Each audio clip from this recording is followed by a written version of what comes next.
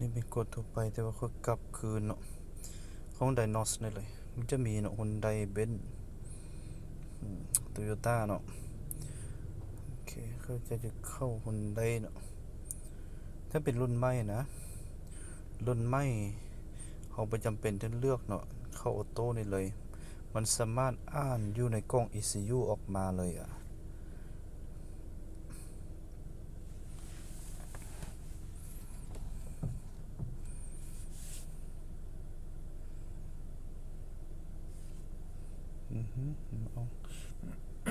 มันออกมาแล้ว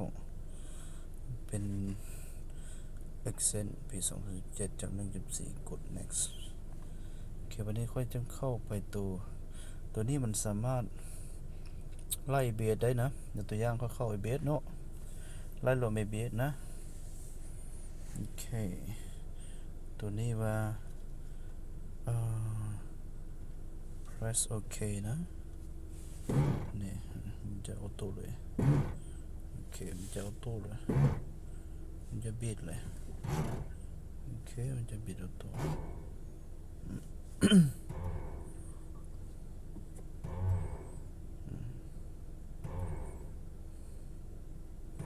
เครื่องนี้ยอมรับว่าซื้อบทเสียดายเด้อราคาถึกแล้ว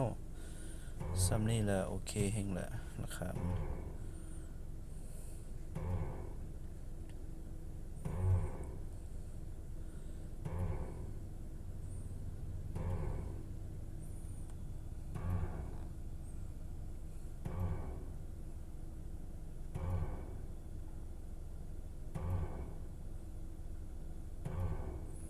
มันแล่น60วินาทีแล้ว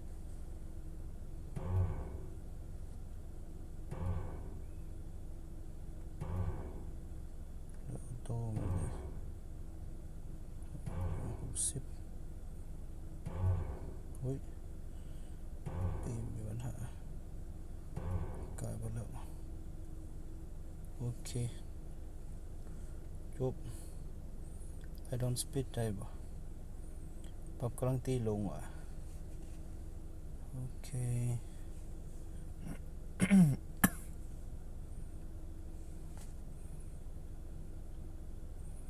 No I don't ปรับลงได้ปะตัวนี้บ่ได้ตัวนี้มันขึ้นกับบางรุ่นนะถ้าเป็นโซนาต้าได้ตัวนั้นนะ Electric Parking Brake เบรกมือตัวนี้เป็นมันจะเป็นเบรกดึงถ้าเป็นเบรกไฟฟ้าเนาะมันเป็นปุ่มอะเข้า Quick Test นี่เลยมันจะกดเป็นระบบออกมา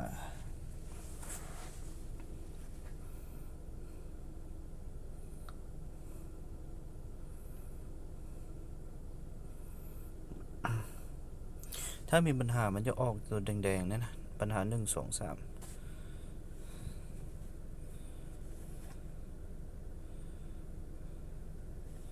โอเค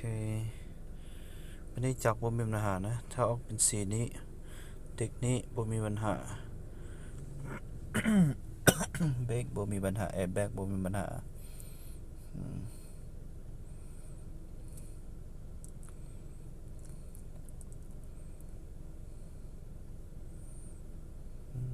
โอเค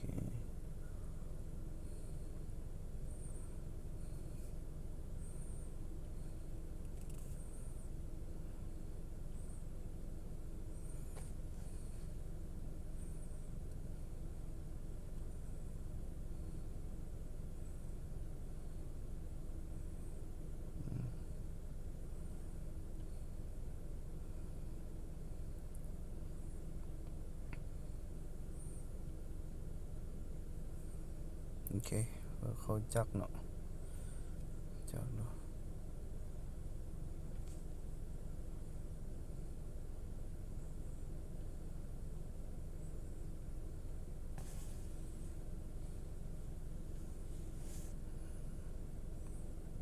เบิ่ง data เนาะ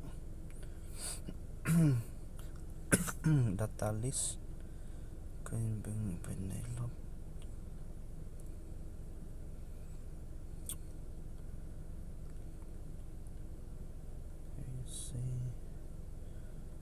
ก็เบิ่งลบจากมันขึ้นเท่าไหร่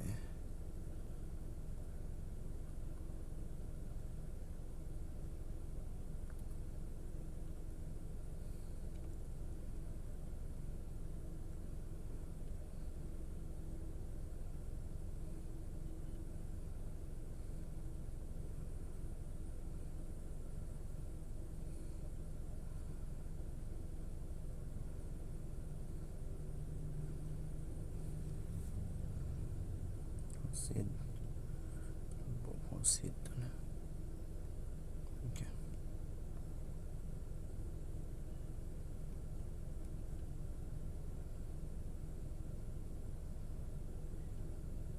ตัวนี้เป็นหัวซีด1 2 3 4โอเค1 2 3 4ซีดตัวเลยนี่วะ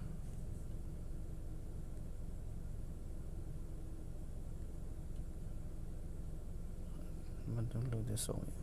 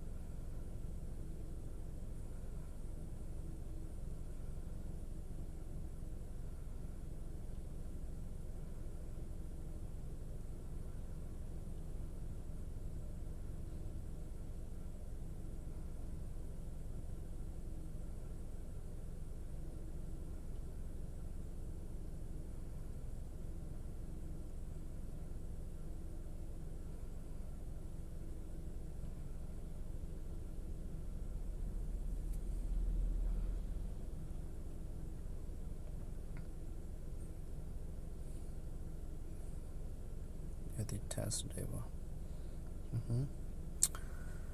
เขาจะเบิ่งเนาะก็ตัดหัวซีดตัวที่1เด้อไม่เรียกว่า stop start